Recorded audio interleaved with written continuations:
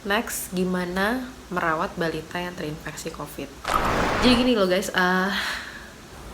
anak-anakku itu sangat susah minum obat, apapun obatnya. Mau sirup yang rasanya manis kayak rasa buah atau apapun, nggak bisa. Benar-benar mereka tuh susah banget minum obat. Dulu aja waktu mereka belum sebesar sekarang nih, udah 3 tahun gitu, waktu masih lebih kecil itu kita ngasih obat benar-benar perjuangan. Jadi harus dibekap dulu, harus udah segala macam cara supaya obatnya masuk. Itu aja kadang-kadang cuma setengah yang masuk, sisanya keluar gitu. Susah banget mereka tuh minum obat.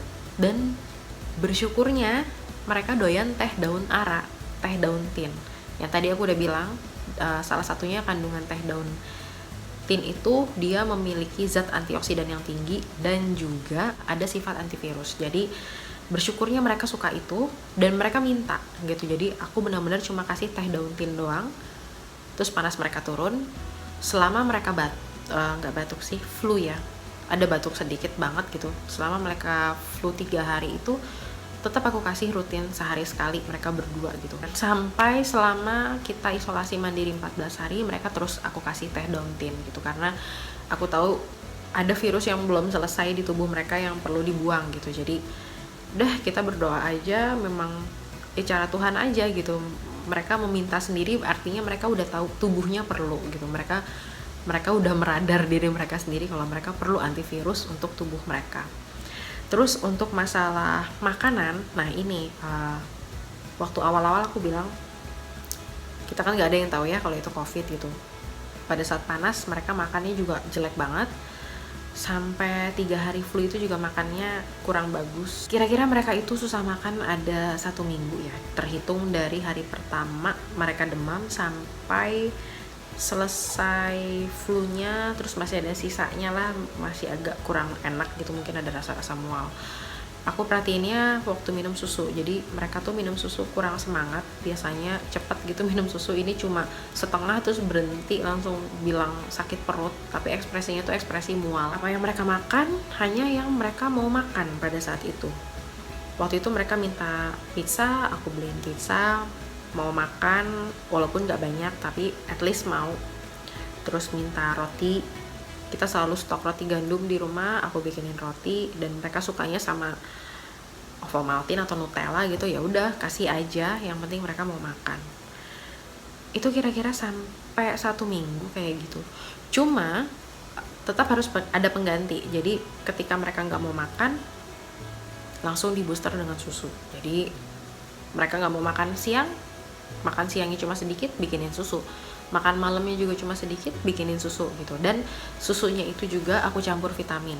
Ini yang juga aku konsultasikan, aku pakai vitamin yang bisa dicampur di susu anak-anak. Dan kandungan vitamin itu sebenarnya hanya buah-buahan, ekstrak buah-buahan doang. Karena mereka juga lagi susah banget makan buah gitu. Jadi udah satu-satunya cara adalah mencampur susu mereka dengan suplemen ini. Oke, cuma itu doang 1 minggu pertama. Tapi setelah itu nafsu makannya udah mulai membaik, udah mulai oke, udah bisa dikasih sayur-sayuran, dikasih protein, terus makanan berkuah gitu. Jadi mereka kayak merecovery diri sendiri 2-3 minggu setelah terinfeksi itu. Apa yang mesti ada di rumah saat balita kena? Aku di sini hanya share sifatnya karena anak-anakku susah minum obat dan mereka hanya mau minum teh daun ara. Yang bersyukurnya itu ada sifat antivirus yang juga bisa nurunin demam gitu. Nah, untuk kalian mungkin harus menyediakan paracetamol untuk anak ketika anaknya panas. Jadi prinsipnya COVID ini semua gejala yang ada itu harus segera diringankan. Misalnya ada batuk ya diringankan gitu dengan obat batuk. Ketika ada panas diringankan dengan paracetamol, diredakan gitu, jangan sampai berlarut-larut. Dan pastikan untuk yang punya balita supaya mereka juga tidak kekurangan asupan cairan. Jadi benar-benar banyak minum hangat, tetap dikasih cemilan-cemilan sering, apapun itulah yang mereka mau makan, cemilan sehat gitu kasih aja. Gak bisa makan banyak gak apa-apa, tapi sering gitu bisa dikasih, sekarang 1, terus nanti selang berapa jam dikasih lagi gitu. Yang penting ada cemilan buat mereka. Jadi seenggaknya badan mereka tuh terisi gitu, perutnya terisi. Yang paling bikin stres bertambah itu adalah juga ketika di rumah si kembar mulai membaik badannya, kita semua lagi ambruk, kemudian mereka bosan dan tantrumnya